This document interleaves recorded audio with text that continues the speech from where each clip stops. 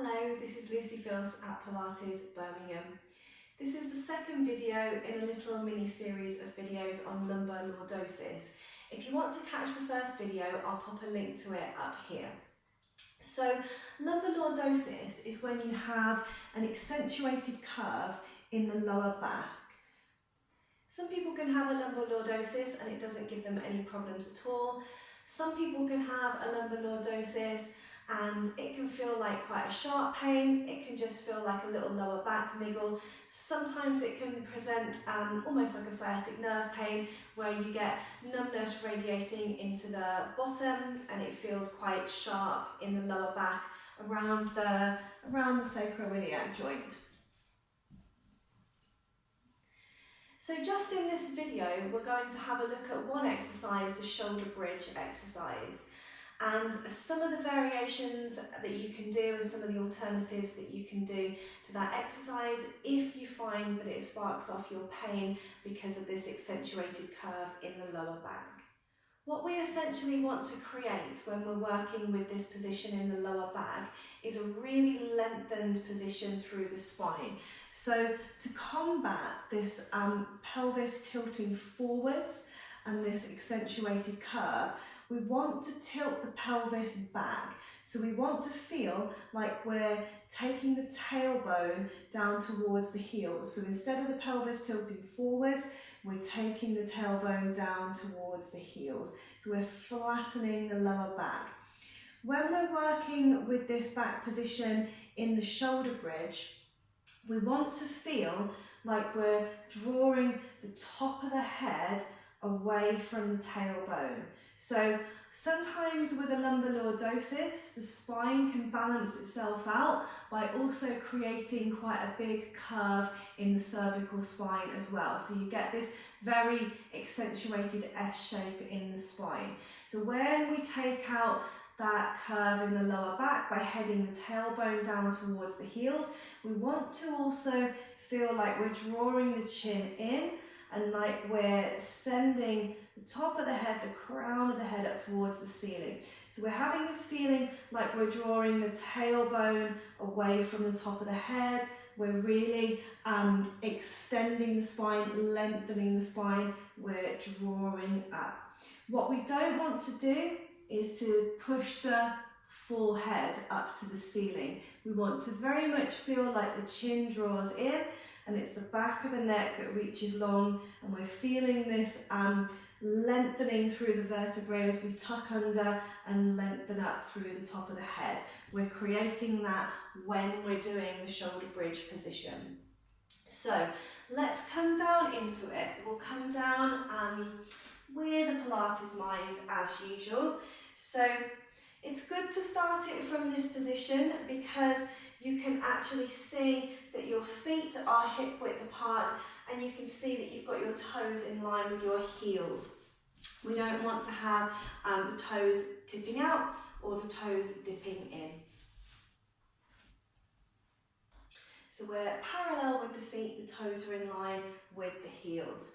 You're imprinting the spine down, one vertebrae at a time, and resting the head and resting the shoulders. So you might feel when you're in this position that you need to have your heels a bit closer towards your bottom to support your lower back. That's great to move your feet, but just make sure you keep that parallel position with your feet. So you can just bring those feet a bit closer to the bottom. So normally with shoulder bridge, we are creating a little bit of an arch in the lower back, a bit of an extension in the lower back. So when you roll up into shoulder bridge, usually there is a little bit of an arch happening in the lower back. What we're actually trying to do if you're working with a lumbar lordosis is lengthen the spine instead. So you're taking a deep breath in. On your out breath, you're tilting your pelvis back. You're pushing your tailbone towards your heels. Draw your tummy muscles in. As you pick up each vertebrae, we're keeping this feeling like we're extending our tailbone down. So it's feeling like you're almost extending your tailbone up towards your knees. So we never sort of come into that pelvis tilted forwards position where we start to hang into that curve in the lower back. We're very much keeping the pelvis tilting back. You're pushing your pubic bone up towards the ceiling. You're sending that tailbone towards your knees. When you imprint the spine down, you're still keeping quite a strong tuck under in the tailbone. You're breathing in on the mat. Breathing out as you come up.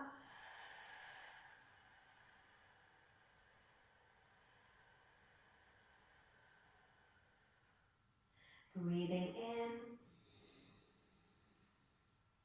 Breathing out as you imprint the spine down.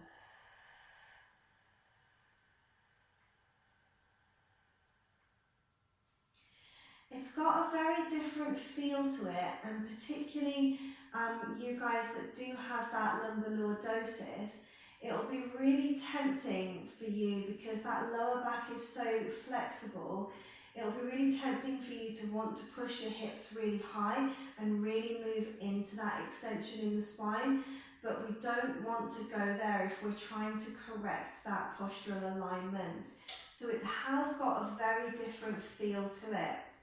When you tuck under and press the back down, you're reaching your tailbone towards your heels. As you curl up, you're still feeling like you're picking up at each vertebrae, but you're holding it there and you're feeling like you're really tucking under, like you're tilting your pelvis back. You're pushing your pubic bone like you're imagining you're trying to bring your pubic bone towards your belly button. You're really trying to reach your tailbone down towards your heels. We've got that head position with the chin drawing in, so the spine is really long up to the top of the head, the crown of the head. And then you're imprinting the spine down, but keep that tuck under on the tailbone so that we're lengthening the lower back. And you're coming steady down. We're breathing in. Breathing out as you come up.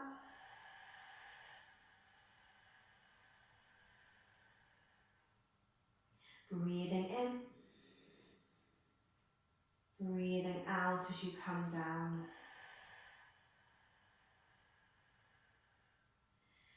It'll feel different because it'll feel a lot more engaged in your lower abdominals and your glutes.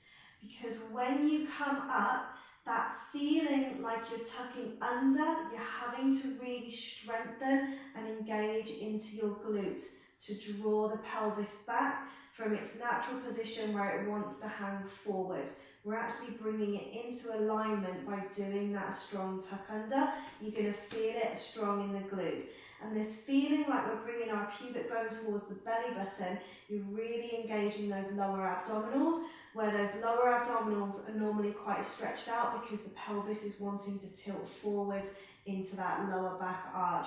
So it will feel very different because it will feel like a very engaged movement. It will feel less like a stretch. So we'll just have a look at when you might want to use a prop doing this shoulder bridge exercise. So sometimes with the shoulder bridge, we will be doing things like lifting a leg, even doing lift and lower. We might be just doing alternating heel lifts, alternating lifting the foot and down. So we might be doing all of these things.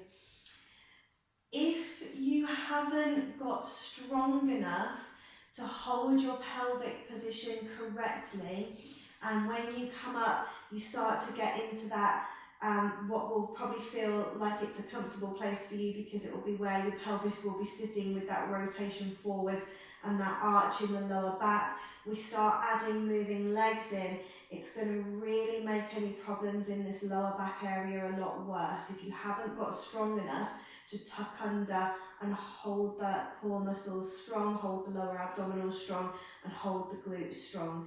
So You don't want to start adding moving legs if you haven't engaged, got that tuck under, and you're able to hold it really steady. So things that you can do, you can use a Pilates block. If you don't have a Pilates block, you can just use any kind of firm cushion or a couple of cushions stacked on top of each other. The firmer, the better. So you can lift the pelvis up, you can rest the pelvis, back of the pelvis onto the block. So you don't want to feel that you've got the block on your bottom, you don't want to feel that you've got the block on your lower back, you've got it on the back of the pelvis. When you first come up into that position, you will feel that you're arching your back quite a lot. You want to then engage, draw your pubic bone towards your belly button, feel like you're tilting the pelvis back even though you're resting on the block, and you're sending those the sit bones down towards their knees. You're tucking your tailbone and sending it down towards the knees. So that's from that engaged position. You're holding strong onto the block, and then when you lift up, you've got to try and maintain that strength. The temptation will be to just kind of go into that arch again. You see the difference where the pelvis is tilting forwards, and then there's the accentuated arch in the lower back, which is going to cause the problems, the pain that you might get in the lower back. So we're tucking under, sending the tailbone up to the knees, a really strong engagement through the abdominals. You can also do all of your heel lifts from here. You can do your heel lift and foot lift. So it's not cheating, it's a way to support yourself and be able to find your correct alignment. Remember, the temptation with you guys, because you're so flexible in the lower back, the temptation will be to drop into that arch again, where the pelvis starts tilting forwards and that back arches. You'll know it's happening because the chest will start to barrel forwards as well. You'll get the rib cage lifting up as well. So there's a lot of this upper back and the rib cage involved as well. So if you feel like you're stretching and getting an arch, you're not in the right place. Tuck under. It's a strong position and it will feel hard for you guys. Tuck under, draw your pubic bone towards your belly button, engage the glutes, send the tailbone down. The rib cage will naturally flatten and draw down, and the spine will be straight.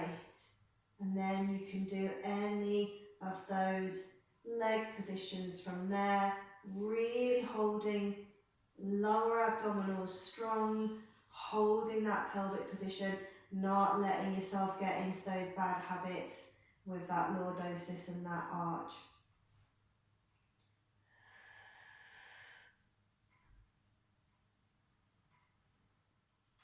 So if you click this icon down here, it will take you to my channel. Do subscribe if you want to see more videos. Remember to click the bell icon and you'll get notifications when those videos are released. Also, you can get in touch with me personally through this icon down here and find out about personal training online, one-to-one classes with injury rehab, and also my online Pilates classes. I'll pop some video links up here to some other things that might be of interest to do with lumbar lordosis and other rehab exercises. Thanks so much for watching. Remember, do like and share if you found this information helpful. Thank you so much, and I'll see you again.